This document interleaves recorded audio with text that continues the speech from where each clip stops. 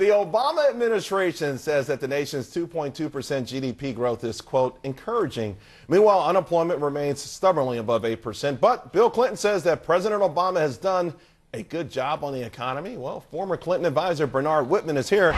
You know what? A lot of people saying that Bill Clinton's comments, Bernard, not necessarily a rousing, enthusiastic stamp of approval.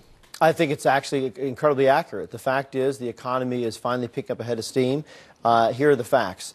25 straight months of job growth versus 2.6 million jobs lost under Bush.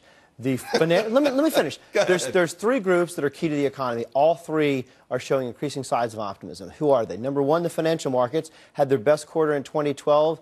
The Dow and the S&P, best quarter in 14 years. The NASDAQ, best quarter in over 20 years. Number two, the consumers. 8 months ago, two-thirds of them nearly thought the economy was still in a downturn. Today, two-thirds think the economy has stabilized or we're beginning to recover. And three, small business owners, obviously key to economic growth, key to job creation, are increasingly optimistic. If you look at the Wells Fargo Gallup Business Index, it's at the highest level it's been in almost 4 years. Bernard, but where is that level? Small business owners are the least optimistic of anyone out there, and they are the prime job creators.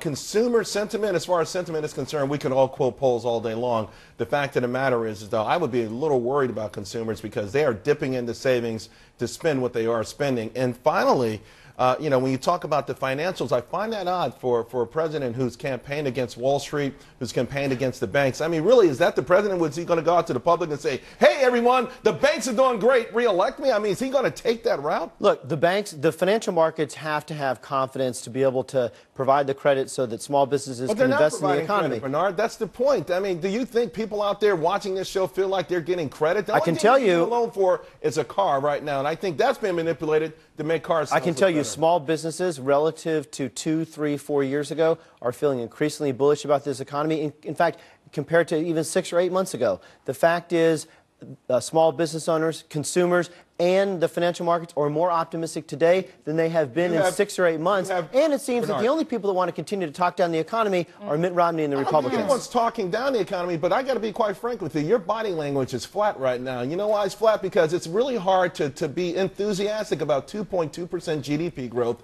this far into a so-called recovery.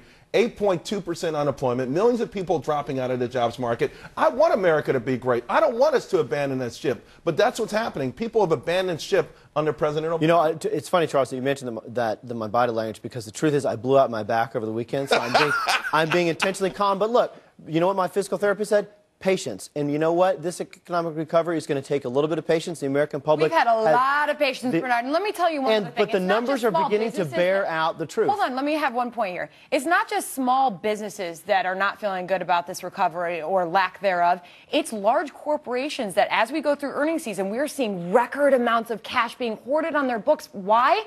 They're having blowout profits. They are not spending that money because they don't know what's coming.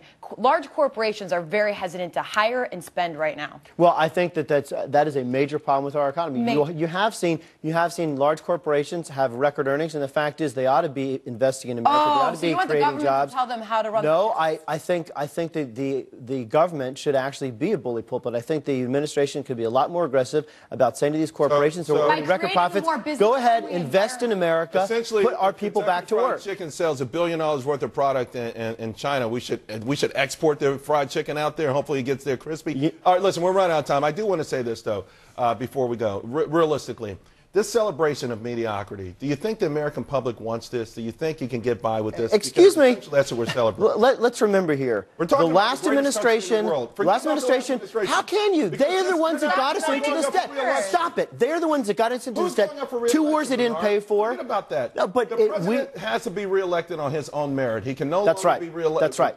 And this president, you know what we did? We went from the biggest surplus in American history under a Democratic president to the biggest deficit in American history under a Republican, to digging out of that hole. And I think the American people are going to say, you know what? We've come a long way. We're not all the way there yet. And the last thing we want to do is turn the reins over to some rich guy who's spent his entire life screwing the middle class. So we should campaign still pointing fingers at the previous administration. That's how the president should and the potential for a Romney administration, which is even scarier than a Bush administration. But essentially, though, the president is asking for a chance to let policies work because because they have not proven to work just yet. They are beginning to work, and they prevented a Great Depression, and they're going to continue to pull us out of this recession. Bernard Whitman, I hope your back gets better. Thanks a lot. Charles. We'll talk to you soon. Time now for your morning gold report.